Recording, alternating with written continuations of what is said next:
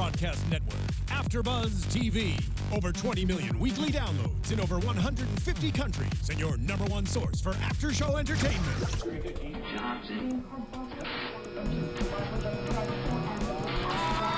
AFTERBUZZ TV, the destination for TV superfans. Producing after-shows for over 300 of your favorite TV shows. Interviewing celebrities and showrunners. And bringing you behind-the-scenes exclusives. All thanks to E! Entertainment's Maria Menounos, producer Kevin Undergaro, and internet leader Akamai. Now, let the buzz begin! Yeah, Hello, everybody. Welcome to The Ultimate Fighter, Season 22. We are in Week 2, Episode 2 here.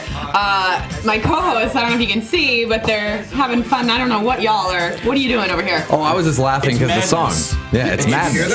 Yeah, I can hear one, it. the show I is can madness. hear Yep. 2, the after show can be madness if we're on point. Yes. And 3, Episode 2 called, what was it, Crowded House? Crowded House. Madness brings us in the middle of our street. Oh my gosh, the producer's jamming it out. I love it. Thank you. Back there. This should be the new theme song for sure. I am Suri Serano, and let me introduce you, everybody around here. To my left, Jared Gilkerson. That's me, and I'm back, and it's Episode 2. Yeah. And across the table, Jonathan. Yes, very excited. My goodness. I loved the fight tonight. You did. I did. We'll talk about it in a minute. I know. And you came back, so thanks I for know, doing 2 that. weeks in Yeah. a row. What am I thinking? dream. You What's are wrong great. with We me? love it. And Tanjay. When the lights go down and the sun comes up. Yes. I don't have to sing that song Oh my God, anymore wait. because we got a new theme song. You I can so just- just did that for right. me because I needed some cheering up, and thank you for That's that. the last time you That's will 2 hear weeks that in a song. row. That's 2 I Did you love picture it. It Alexis makes me sitting back there? happy. As soon as that happened, you could just hear the levels know. go down. We got to get right not into deafen the it guests. and Yes. introduce, our very special guest from Team USA, Ryan Hill. Welcome. Raz? Thanks What's up, for man? It's Ryan Hall, man.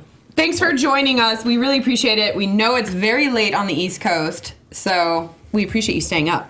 No, my pleasure. I'm usually up till 4, thereabouts. And don't worry, the twitching thing is not contagious, at least not digitally, so you guys should know. Actually, as you mentioned that, we were talking earlier, and I'm kind of hoping that, I think you said that there were different kinds or different levels of Tourette's. It would be really cool if you get the swearing one for the next 20 minutes. Oh my God. Go for it. So hard. To be honest, I feel like I missed the boat, but, maybe in another life. Hashtag Ryan Hall goes crazy. Wait, I gotta say, I love how open and called honest Monday you are. through Sunday, over here, honestly. Yeah, I was about to say, you have to be more specific if you're looking for crazy. Right off the bat, Yeah. when I saw episode 1, Ryan, you were my favorite fighter. Totally Okay. serious. Yeah, right off the bat. Brown And nose. no, it's true. I know. He wouldn't shut up about You it. should see my notes. I've been really excited. I've been really excited all day for this. And I'm really glad to see that on Skype and everything we've been talking with you just for a few minutes, you were really cool. Like, you're meeting all expectations. I'm sure I'll let you down. Don't worry. Yeah. Just- All right, Yeah, good. the episode is young. Yeah. All right. It's- Well, let's dive right into your Yes. fight, right? Your Yes. fight against Franz. Jay, what did you think of the fight? I thought it was great. I think it's in some ways kind of, I'm even going to say funny, because Ryan, for those of you who don't know, and we'll get soon into it, Ryan has a long legacy and a pedigree in the jiu-jitsu world, which is quite separate and different from the MMA world. The two really do kind of, I want to say, keep themselves separate a lot of the time. There's a lot of jiu-jitsu purists out there, and I'm not as versed a jiu-jitsu guy as I should be. Was not aware, Ryan. I got to say, I wasn't aware of your pedigree to the extent that it is in jiu-jitsu, especially with leg locks. Yeah. And to bring it back to bacon, the match itself, probably under a minute, maybe about a minute or so. He was going for his bread and butter there. The leg locks, got it, and I don't know what the technical term is for that takedown that you went for. I think I called it, what was it? Heel hook? No, well, the takedown. Sorry, Come on. not the takedown. I called it a rolling takedown of some sort. Yeah, and you got the heel hook, and I mean it was over as fast as it. It's like you said, it was Rondo with the armbar. You know it's coming. Yeah. It's or Jason with the machete. you know that somebody's going to go down. More reliable than all of us. That he doesn't even have to run it. He just kind of walks, and he's like, "Yeah, there's 20 minutes into the movie. There's like an hour and a half left. You're toast." People fall down to the grounds, and he doesn't even take them down. They just kind of trip on their own accord, right? I love It kind of works out for him. I'll be honest. It's interesting. Jared, go ahead, sir, Jonathan. No, please. I just wanted to kind of we're talking about the fight, so let's run through the fight. There wasn't much of it, but like Uriah was saying, it looked like you were kind of you got Franz's mind off of your bread and butter. So kind of just take us from the first bell and then until the ending. Sure thing. Well, Franz is a real tough guy. He trains with some very, very good grapplers and good fighters in Sweden. A couple of guys that I actually know from the jiu-jitsu scene. And, honestly, the Ultimate Fighter came on at 155 pounds, and I was, in my mind, honestly, before getting onto the show, I thought I was on my way out of the whole sport because I couldn't get a dang fight to save my life. Wow. And, I ordinarily fight at 145 pounds, could fight at 135. And when the show came on at 55, I'm like, yeah, I'm in if they'll actually have me. And I was pretty shocked that they picked me. So, when it comes to the kind of the approach that I was taking, I was trying to get through the fights with as little damage as possible because in the tournament style setting, you definitely don't want to get punched in the head too many times because there's a cumulative effect of all that. And again, I'm funny looking enough as it is, so I'd prefer to avoid that. And Ben Affleck might disagree with you. Say again? Ben Affleck might disagree with you. Yeah, but I would disagree with him, though. I guess at the end of the day, he's Batman, and I was all ready for Heath Ledger to be terrible as Joker, and then he was the greatest thing in the universe. Yeah. So maybe Batman's going to be incredible, and I will owe Mr. Affleck an apology. But basically, Franz was looking to keep things away, and he's a taller, kind of rangier sort of guy. And a lot of the jiu-jitsu, positives come from, you being able to get the fight to the ground, which in grappling sports, they actually have to engage you, which is fantastic. In fighting, they get to run away, which is kind of disappointing, I'll be honest. It makes my life way harder. So I was trying to, like you said, take his mind off of things, getting involved in the striking and making that real as possible. And then when people start to respect that, then you have the opportunity to get in there for different jiu-jitsu-y type of stuff. And I was able to hit that rolling leg entangle thing and then get our way into the heel hook.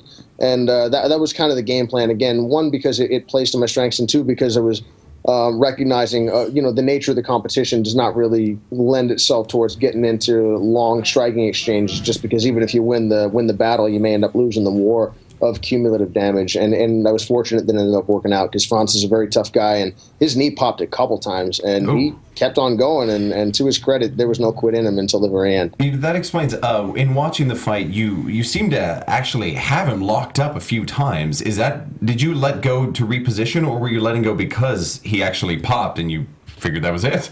Well, honestly, I let go to reposition in a grappling tournament against non-professional competitors, which is something that I used to do a lot.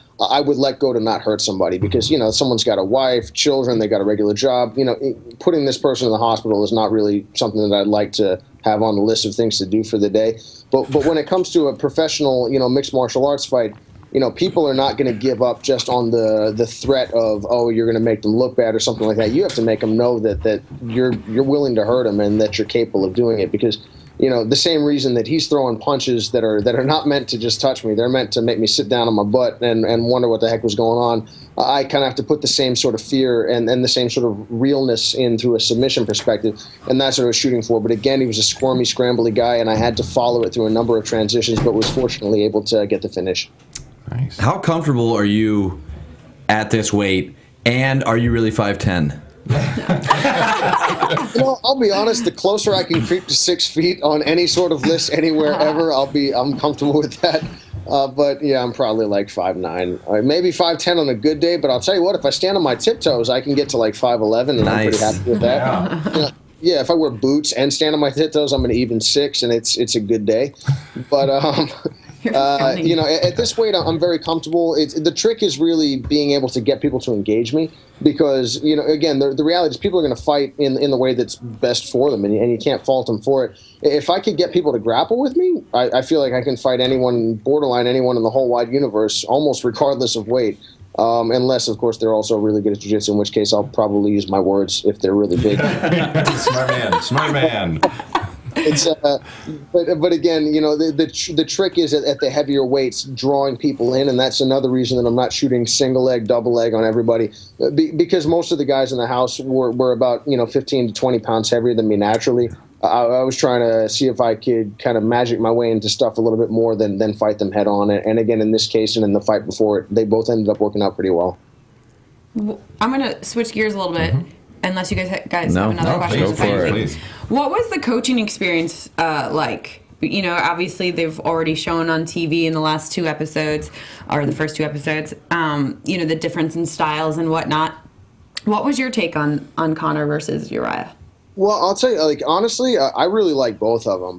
Conor, speaking of Conor, he actually gave me some really good kickboxing, like striking advice that, I'm on the other team. He has no obligation to do any sort of thing like that. And I really appreciated that he was a gentleman enough to take notice of some things that I was doing all right and some things that I wasn't doing so well, and kind of give me a pointer, which was really appreciated, particularly coming from someone with the striking pedigree that he has. Uriah, on the other hand, had a very different approach, and I really had a great time training with Uriah and the guys from Team Alpha Male. It was really apparent right off the bat that they wanted to see you succeed. But again, the reality is that it's just a tough situation for everybody involved, because you got 9 random people now that you guys have seen the most recent episode. When they brought back some guys, we had 9 random people with this experience, that experience, differing skill sets, differing understandings of what training is supposed to be.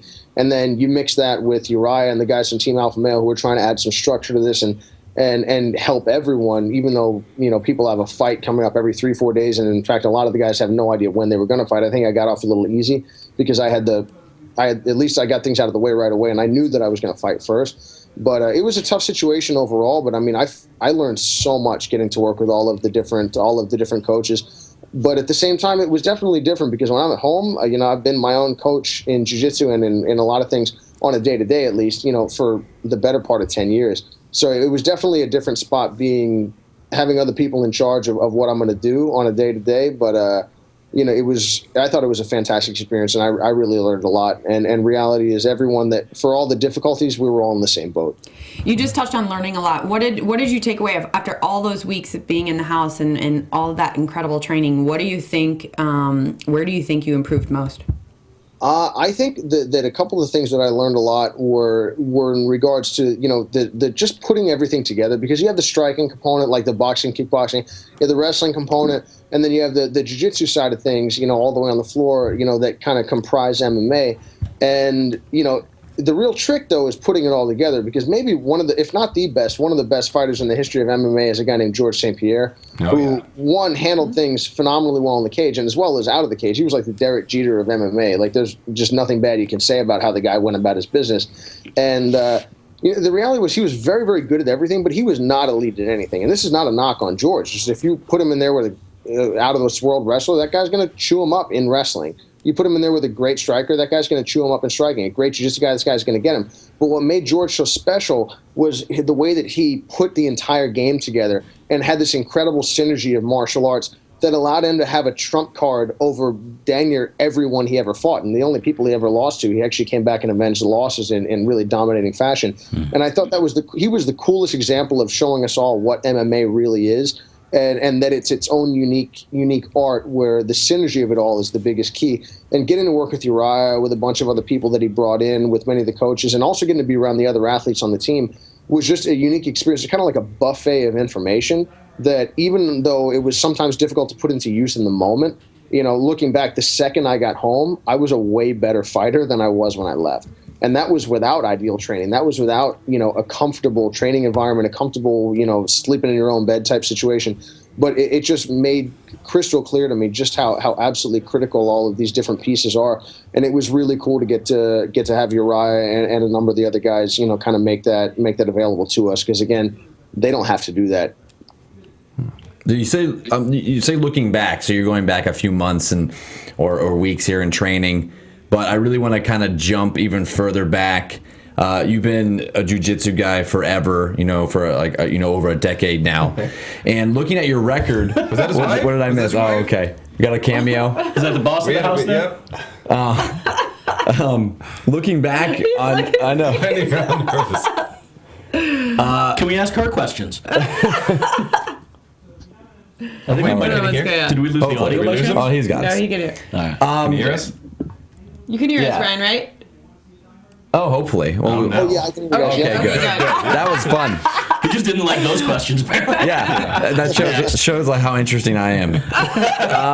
But I wanted to go back to earlier in your career because in the show you mentioned how you went pro in MMA not too long ago. But I was doing some research and I saw that you actually had a pro fight back in '06 and you lost by a unanimous decision, and then took a 6.5-year layoff until you did more MMA. So I kind of wanted to just dive into your early career and if, why the long layoff or why did you jump in MMA back then and then, go back and forth. So what was the logic behind that? Yeah, I'll tell you what, that was an interesting experience, honestly. I didn't realize that was a pro fight at the time. Jeez. I've been training for about, a year and a half in jiu-jitsu and nothing but jiu-jitsu. So no wrestling, no striking. Wow. And when I say that I've been training jiu-jitsu, I mean, I was training to win tournaments, which means that I had about one position that I was kind of sort of good at, one submission that I was kind of sort of good at. I was not a good grappler at all, and it was not like a low-level version of what I'm able to do at this point. It was like this completely other hyper sport-oriented thing, and I was actually put in there, against this guy named Eddie Fivey, tough guy. He had some MMA experience, had a lot more grappling experience than me. Someone that probably even back then there was a good chance that I would have beaten in a jiu-jitsu tournament because of the nature of the rules. They would have to kind of combat you in a certain way, but in a fight, that's a little bit different. They have no obligation to just waltz in there and give you a chance to win. And it was an interesting experience for sure. I think my coaches put me in there, honestly, as in a little bit of a kind of a flip of the bird to the opposition where they were hoping to say, hey, if my guy wins, well, haha, he won and he didn't even train for this thing. And if he loses, well, he doesn't even do this type of stuff. Little did I know that I would actually compete in MMA professionally one day, and it would be a loss on my record, which is a little bit of a bummer. But, long story short, I actually, on the way to the fight, I was in 3 car accidents, no bullshit, had my car totaled. I didn't eat for 2.5 days because no one told me how to. I was only 3 pounds over the weight, and it was 155 pounds, and I was smaller then than I am now. So I only had to lose about 3 pounds instead of maybe about the 5 that I had. I didn't know how to do it, and no one told me anything. So I literally didn't eat for about 2.5 days trying to drop the weight because that was the only way I knew how, and which looking back was not a good idea. And it was insanity. And I remember we found out the rules actually in the ring. The only thing I knew how to do on the feet, and again, when I say know how to do, is in the weakest sense of the term possible. I kneed the guy right in the gut, and the ref ran over and grabbed me and looked at me like I was a lunatic. And he said, "You do that again, I'm going to disqualify him." I'm like, "Do what?" He's like, "Knee that guy." I'm like, "Wait, that was plan A through Z. There was nothing else here." I was like, "Don't take this from me, man. It's over." And, yeah, so that's kind of how that went down, and I ended up losing 2 rounds to 1, getting punched in the face quite a few times, and looking back, I was pretty annoyed at my coaches. I just remember being like, I cannot believe you guys got me involved in this. I had no idea what the heck was going on. At the same time, I was happy to do it, and I was like, well, I don't mind getting punched in the head a whole bunch. Apparently, I have like a jaw that handles that all right. That being said, I should probably take this a little more seriously before getting involved. And at that point, jiu-jitsu started to take off for me quite a bit, and I was doing nothing but.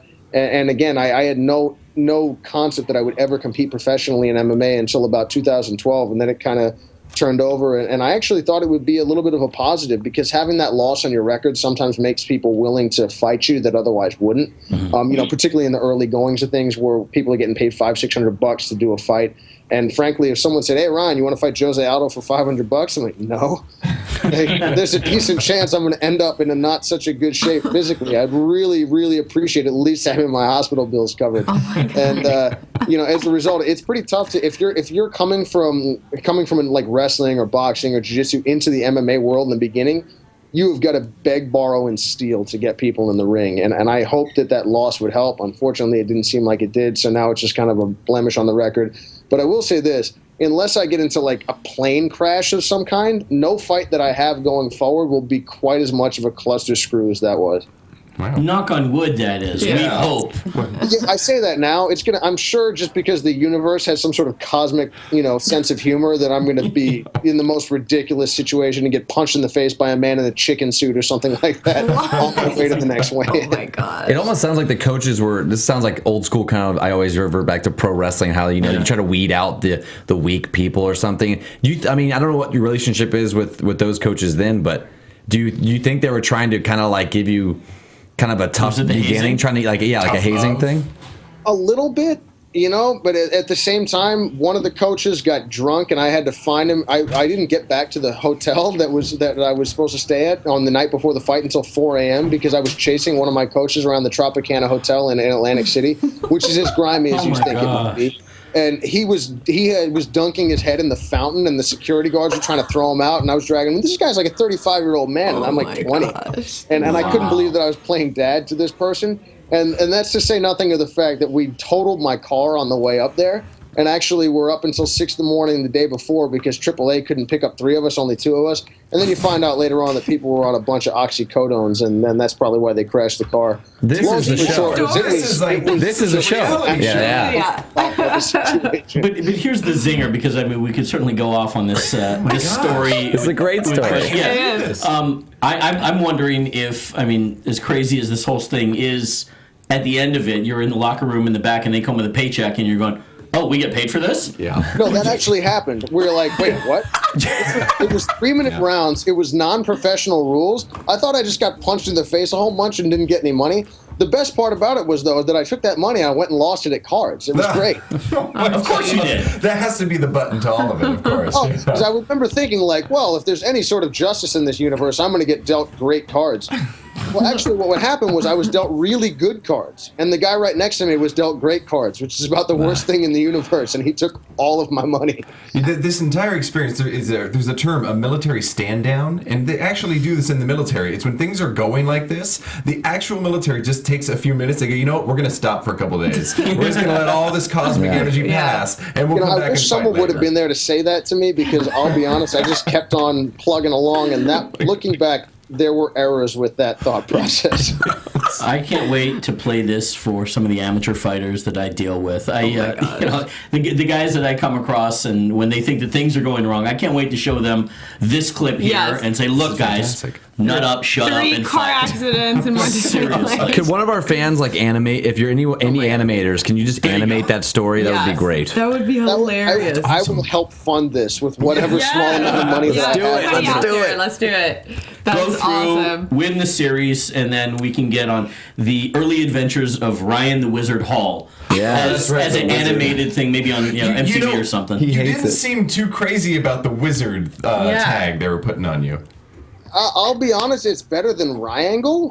I don't know. I've never had a good nickname in my life, but I think that's how you know it's a nickname, because if your nickname sounds too rad, you know you gave it to yourself. Yeah. Called you like the young assassin or whatever. There is no way your friends actually called you that. Yeah. It's impossible. Your friends only call you things you don't want to be called. That's true. That's true. Yeah. So that's how you know an actual nickname. So I don't know. Uriah wouldn't let it stop. I don't know. I feel like it's out of my hands. I will do my best, but I don't know. I don't have anything good. Everything cool that I've ever thought of, I know would never stick. People would just look at me and laugh. Just like me. Call him Affleck. Ryan Affleck Hall. There's already, what is it, Channing Wahlberg. Affleck doesn't stand up to Channing Wahlberg. Billy Q has got the title. I can't possibly take it from him. There's nothing I can do. Channing, and by the way, he does not look like You don't think so? I think with that beard. I mean, if you shave the beard, then I'll let the Affleck not thing him. go. I'm talking about the Channing Wahlberg thing.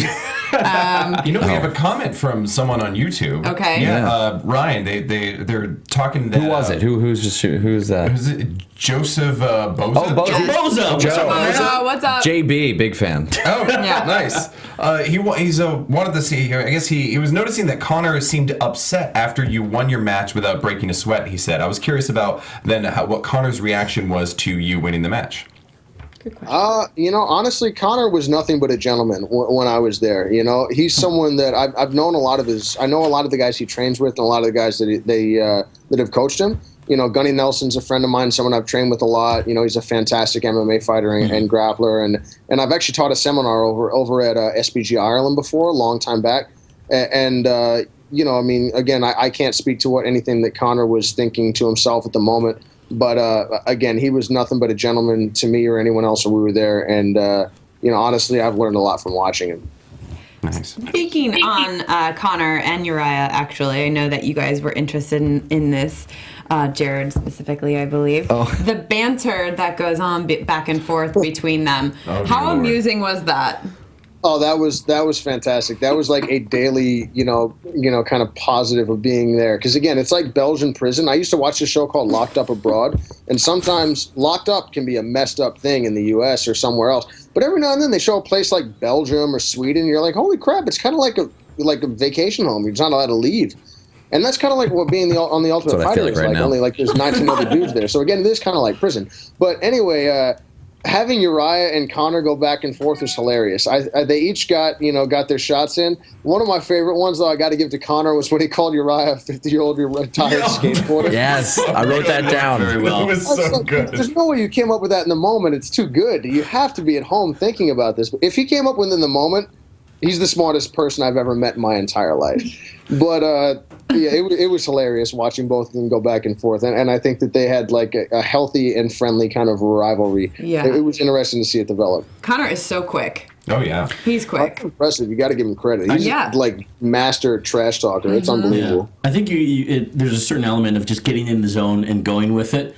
And from there, it just spits. It's like a freestyle battle rap or something. Yeah. If you're in the zone, you're gonna nail it. Bang, bang, bang, bang, bang. But if not, you're gonna flop bad. I love Uriah's energy because he's so Californian and like just you can tell that he's a healthy guy because of the way he responds to him. It's not like he doesn't get it's not triggering him like getting super angry and wanting to like go at him like some guys probably his would. parents were hippies. Yeah. I've talked with him. It was years ago. We talked when he first, actually, right before he got signed to the UFC. It was funny. I was with a fight promotion in around the time that our guy here Ryan debuted in 2006, and we had signed Uriah to fight on our next show, which never happened because the UFC bought out the company and took all the contracts. So was that WEC or back then? WFA. WFA, cool. Yeah, it was. I think it was after. I think I'm trying to think if he left WEC. I think we signed him from the old WEC, and then and that was after our first show, and never got the second show going. Ironically, we did get sold for parts the same day as WEC. Small bit of trivia for all you the MMA newbies out there. But at any rate, I mean, his parents. He was raised, very much holistically. Stories about his diet involving a heavy amount of was it apple cider vinegar, and his parents were it was the first I'd ever heard of it. That's what I bathe in. That would explain a lot. Yes, the studio is wreck. Credit something like that ever. Yeah. So funny. But Uriah definitely, he's a guy where I keep waiting for the episode where it really breaks and Uriah he loses it, he snaps, which I think probably like Ryan's dying. We're gonna see it. It's gonna happen. Look at his laughing. I don't know if I tripped on hit a trigger here or something. I don't think it necessarily happens. You think it happens? I don't think it does because I think unfortunately that's Uriah, and maybe that's what gets Conor. Although I don't think he'll ever show his cards either. He'll just get so internally he'll get pissed off that he can't get to Uriah. Yeah. And it's just like, God, this kid won't play back with me, or he will, but I can't get him. And he'll just buy a new suit, and that's how he'll express himself. I actually asked Conor for some of his old suits. He said no. He said no. I was a little disappointed because it seems stressful to be so well dressed all the time. You can't just show up in sweatpants one day because you set the bar too high. I was asking for some of his old stuff because it seemed clear to me he never wears anything twice. I took notice of that. This episode, I did bring up the fact that either he has buyers or he's going out and shopping himself. He shops a lot himself. He has to have buyers. And he's got a lot sent to him now, too. But he shops a lot. I'll be honest. Yeah. That reminds me that we're talking about fashion. We saw you warming up in jeans. What was that all about? Those are the only pants I had. They were nice jeans. Channel my inner Nick Diaz and just warm up in jeans. Right. Oh my God. I was about to say, I think I'm probably the least fashionable person that I know, and I know some very unfashionable people. if that puts things in perspective. I thought it was some kind of training method where it's like, help me shed off a half a pound and trade in jeans. He already made the weight there. Make a DVD and sell that, because maybe we can get, like, I don't know, $60 or something. Yeah, a little auction. So I'm going to, again, take a little turn here and talk about the twist in the show that was presented to us, right? Yeah. And bringing back That was the question. two guys, Artem, Connor's teammate, and Johnny Nunez. Nunez from the USA. What was the energy with the guys like once you guys found that out, and that Dana was gonna pick two guys that wouldn't make it to the semifinals? Did that change the atmosphere? Did it make it more intense, or was it just pretty much all the same? I'll be honest, it was definitely a little bit weird having Johnny come back in, particularly by the end of the season, where I got to talk to Johnny a lot and kind of get to know him as a person. You kind of understand who you're dealing with, and I liked him a lot. It was just, having someone that you competed against that you thought you were rid of him on a certain level, because, the reality is that, you have Europe, you have America, but just kind of like Connor put at the beginning of the series, if one side does particularly well, you're probably going to find yourself competing against someone that you may be training with, someone that's on your side of things, and having a guy come back in, that had already faced before was a little bit different. But again, particularly as talented a guy as Johnny is, as tough of a wrestler and as experienced of a grappler as he is, he definitely added a lot to the competition. The same could be said for Artem. Obviously from a striking and experience perspective, Artem's another guy. Very, very tough, very experienced, has kind of a mixed record, but his skill set is well beyond, what, someone with like an 11-10 record would usually imply. And it was definitely a little bit interesting, but I don't think, from a competitive perspective, that it made too much of a difference, because, I think that as people could tell from the fights to get into the house, and I hope from my first fight, in the prelims, that everyone was looking to, take advantage of the opportunity that was in front of them, and we all fully appreciated, kind of the gravity of the situation. So people were looking to make as positive of an impression as possible and look to finish their opposition. And I don't think that adding people changed that. If anything, it may have just added a little bit of extra fuel to the fire. But I think that things were already kind of going in a positive direction in that regard. Good to know. Jay? I'm curious. We're getting a weird echo here. Pardon me. It's just in your head. Yeah, it's the other voices in my head. I wanted to touch base or touch upon your jiu-jitsu background. You're known, as we talked about, as one of the premier leg lock wizards. I think that's probably part of where Uriah got that from. But I'm curious your perspective as a high-level jiu-jitsu guy on leg locks, why we're not seeing them more in MMA, especially given that, there's constantly pros, high-level, combat sports guys coming from all different disciplines. We're, 20 years, I think, roughly about 20 years into MMA being in the U.S., let alone Vale Tudo and, pancration. This kind of sport has been around the world for centuries now. Why, at least in the modern era in MMA, why have we not seen people catch up on leg locks more, do you think, in MMA? And do you think that's obviously a style that you're bringing to the UFC yourself, and kind of known for that? Your reputation precedes you now. Honestly, I think that it's funny how things work out, particularly in a young sport like MMA where things are turning over very, very quickly.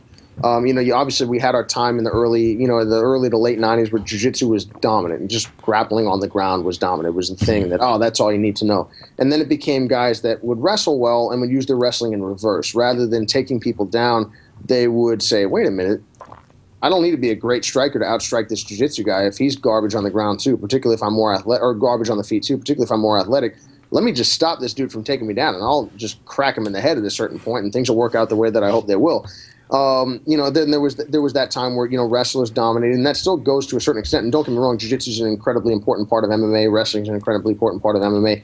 But things are going in phases, and it's funny how whatever's working at the moment becomes what works and what's right. And there was a time I remember when I started jiu-jitsu and MMA in 2004. Oh, you don't kick to the head. No, that's stupid. That doesn't work. Oh, those taekwondo karate kicks, that stuff doesn't work. you'll get taken down. Well, then you go ... Well, what if I don't care if I end up on the floor? And then you have plenty of guys and some girls that are doing phenomenally well, utilizing some traditional martial arts disciplines these days. It's just that rather than the problem with the traditional martial arts before was not necessarily the techniques, but the training methods. And jiu-jitsu had a big issue with that as well, because I think there was, jiu-jitsu, was synonymous with MMA in, the early 2000s, the late 90s. And then, as you mentioned earlier before, became very less so. And it's kind of its own sport now. And then MMA is this separate thing. And I think that happened as jiu-jitsu started to fade out in terms of effectiveness of the guys and that were coming directly over as, this guy's jiu-jitsu world champion. Of course he'll be a great fighter. Let's put him in there against a guy who wrestled in the Olympics and has 25 professional fights. And, now we look at that and we go, that's an insane thing to do. But back then it was, this guy's a jiu-jitsu world champion. Of course it'll work out. Well, we look at that knowing what we know now, and of course that's a poor idea. So anyway, when it comes to leg locks and MMA, I think that there's room for all sorts of techniques. Everything just has to be applied in the way that it's meant to work and at the time that it's meant to work. If I try to force things to happen, it won't work. It just simply won't work. If I kick at the right moment, if I punch the right moment, if I grapple the right moment, everything has its time and place, but nothing is magical. Nothing that I'm doing is magical. Nothing that anyone else is doing is magical. I actually train a lot with a guy named Stephen Thompson, who's easily the best striker that I've ever laced up gloves with. And it is, I swear to God, like sparring a Jedi. You're like, how did he just touch me? He's like 9 feet away. I was fine. Yeah, I realize he's good, but what the heck is going on here? And thank goodness he has a lot of control, and his foot usually stops like an inch in front of my face, because if he wanted to sit me down, it would take half of a second. But a lot of the things that he does, people think don't work because they've never experienced someone doing it at his level. And, the Taekwondo black belt, the Jiu-Jitsu black belt that we have down the block has nothing to do with the skill level of a guy like a Stephen Thompson, or the skill level of a guy like a Marcelo Garcia or a Roger Gracie or someone like that who's truly elite. And when you bring that type of a skill set from one of those individual sports, whether it's boxing, kickboxing, jiu-jitsu, you name it, and you're talking about guys and girls that are used to operating at a truly elite level against other people that have that skill level, that skill set at an elite level developed as well. You're talking about someone that really has something special, provided they can marshal it in the MMA setting. If you look at Ronda Rousey, she's an Olympic-level judo player. She's a phenomenal athlete and a phenomenally skilled fighter, and she's fighting girls that got their nickname for taking people down in high school. She's going to mollywop these chicks. Which is what we've been seeing. And then, of course, you look at her striking coming along, and you say, of course she's becoming a great striker because she knows how to train. She's an Olympian. She knows what it is to practice. She's going to learn striking in 3 years that it takes a normal person 15 to learn, in my opinion. Yeah. And I guess the problem that we've had from a jiu-jitsu perspective, circling back to the leg lock thing and everything, is we've had, I think, honestly, an arrogance from the jiu-jitsu side of things, where we have guys and girls that come from jiu-jitsu and say, oh, yeah, let me just go in there and grapple this person. Well, this ain't a grappling match. This is a fight. This guy's going to try to punch you in the head, and he's going to back up and run away if he wants to, and he's allowed to do it.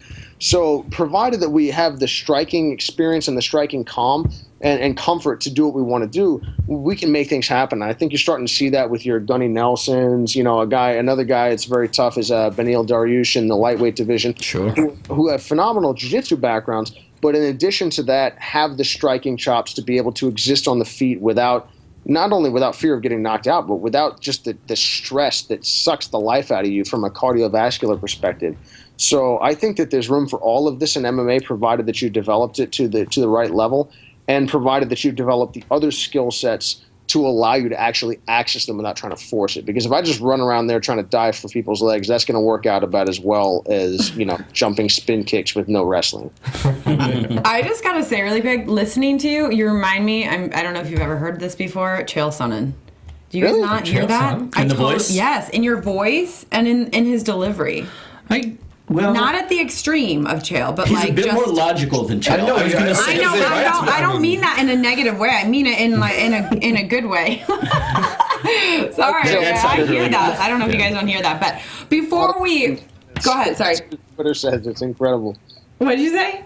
I said I love Chael's Twitter. I remember I was looking at it the other day, and it just said he has a dual masters in dominance and modesty. I know.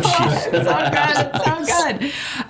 Before we say goodbye to you, because you've been so generous with your time, and I know it's very late out there, Mr. J10 mentioned your gym to me, and I wanted to have you mention something about your gym. 50/50? Is that what it's called? Mm-hmm.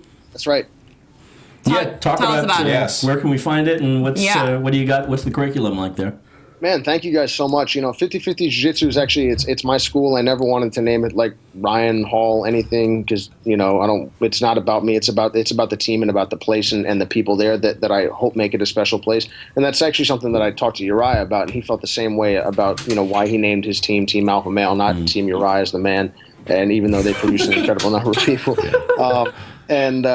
we're based in Falls Church, Virginia, which is right next to Washington D.C. About like 5 miles from the Pentagon, right near the city. And we've been around for about 6 years now. And we're open to anyone, anywhere, anytime of any affiliation that wants to come, any affiliation or none, really, depending. The jiu-jitsu world's kind of a weird place. Sorry about that. That wants to come in and train. We have people who are professional level UFC guys and girls come through. We have absolute beginners. We have a kids program. And we just do our best to help everyone achieve their goals. I'm a mediocre coach at best. I'll be honest. I do okay at instructing, but I try to let other people who have better talents than me in that regard be in charge. My wife is a very good black belt in jiu-jitsu. Actually, she does a lot of the teaching. We've got a bunch of other guys and girls that are involved as well. And we just try to make it a fun and welcoming place that still you can learn to do what you want to do. And martial arts is still a very, very real thing for us. Honestly, I've probably lost a lot of business running it less like a commercial enterprise than I could, probably more like my clubhouse. But it's home and I love it. And anyone from anywhere that's interested is more than welcome to come and find us. Our website is www.5050bjj.com. Awesome. And anyone that would like to train, I'd look forward to meeting. Awesome. You know what? I got to say, and I hope these guys echo this statement, that it was an absolute pleasure to speak with you tonight. Oh, my goodness. And get to know Yeah. you.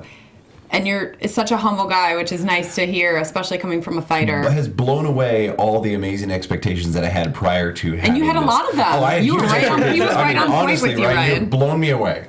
It's very easy to be humble. I get beat up a lot and I do a lot of dumb stuff. So it's not much of a challenge. Thank you so much for taking time out of your schedule to join us. My pleasure. Thank you guys so much for having me. Take it Yeah. easy, man. Take it easy. Later. Good luck.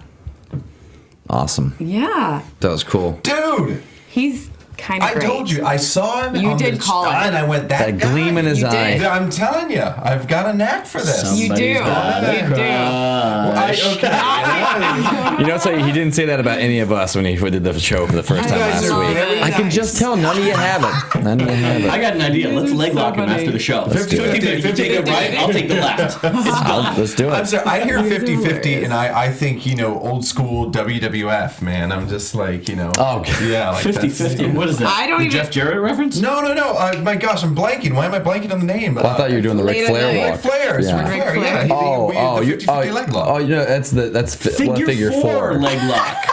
So when he's doing this, I was like, it's Flair. No, it's Ric Flair. It's a 50-50 leg lock. I was afraid there was a pro wrestling reference that I didn't. I know. I no, thought no, you were no. something. I'm something here. I'm like, Yeah. if I, No, it is he called doesn't figure know four it. now that you say it. Yes. I think, look, I'm But really. it looks like 50-50. I'm right on a about that. Ryan Hall high right now. Yeah, guys. you are. Look at you. You're glowing. Even when he said goodbye, I did this. I went blind. I put my hand up. I was like, oh my gosh. He's not Yeah, good. but even your emails, you're like, yes, Ryan Hall all the way. I tell you, I'm a fan. I'm a big Jiu-Jitsu fan. man crush. Jiu-Jitsu I man love it. crush. That's his new nickname. Yeah. Well, Tom J, Jiu-Jitsu Man Crush, and we had to come up with some here. I know. Oh, We well, you know definitely what? do. Every episode we get one. So we got. I don't have any JJMC. nicknames. I need some nicknames. We obviously we got to wrap up. Final man. thoughts from each of you quickly. Jay. Was this? Well, okay. So the first match, Uriah's off to a roll. In the preview, we see that McGregor kind of loses it during the match itself. So, on one hand, I think that means that Uriah's team wins this upcoming week. On the other hand, knowing producers in reality, that could be a swerve. Right. But I think that this may be the time that we see Uriah's team go on a little bit of a tear for the first couple of weeks. Okay, Jonathan. Well, I mean, let's be honest. This week for me is all about Ryan Hall, and this has been fantastic. On a side note, I do love watching the show and trying to piece together, like trying to predict what's going to happen by seeing their injuries based on when they're being interviewed, and like because sometimes it's a bit out of order, and so I love trying to make predictions while I watch. I love it. And Jared. I love seeing Uriah Faber get caught in a good joke battle because he's good for about one or two rebuttals, and then he just freezes. Maybe and you can see his brain just kind of like it's like the hamster. Right? Yeah, the hamster stopped running. And the wheels. No, I love him. He's great. Maybe by the end of the season he'll improve and he'll like 4 and 5 combo punchlines. You know? Yeah, this is I'm for him as well. I'm hoping. Yeah. I'm hoping, but Brian's a great guest, and I can't wait for Grits next week because I want to see a guy who's got good condition, and maybe kind of string out a fight a little bit. Yeah. Yeah. I think this is the first episode in 2 seasons that I haven't heard you talk about NOS energy drink. Oh, I can. I'm just saying. I just noticed it. That's all. All right. Well, that is gonna wrap us up for today. Thank you all for tuning in. Thank you, Ryan Hill.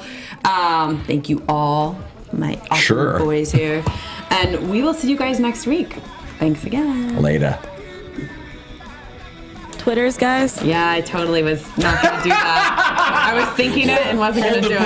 Tanjay, where can we find you? Thanks, Alexa. I'm still at Jaytan716, Jaytan 716, just about at any social media that I'm on, for that matter. Kaiba Cat, at Kaiba Cat on Instagram, Twitter, all the shebangs. Kaiba C-A-Y. No, that's not it. gosh. No, K-A-I-B-A-C-A-T. Sure. At Gilkerson Radio on Twitter. I'm at Suri Serano on everything, and clearly my brain is jumbled by Dancing with the Stars today, so thanks again. Bye, guys. From executive producers Maria Menounos, Kevin Undergaro, Phil Svitek, and the entire AfterBuzz TV staff, we would like to thank you for listening to the AfterBuzz TV network. To watch or listen to other after shows and post comments or questions, be sure to visit AfterBuzzTV.com. I'm Sir Richard Wentworth, and this has been a presentation of AfterBuzz TV. Buzz Radio. The views expressed herein are those of the hosts only and do not necessarily reflect the views of AfterBuzz TV or its owners or principals.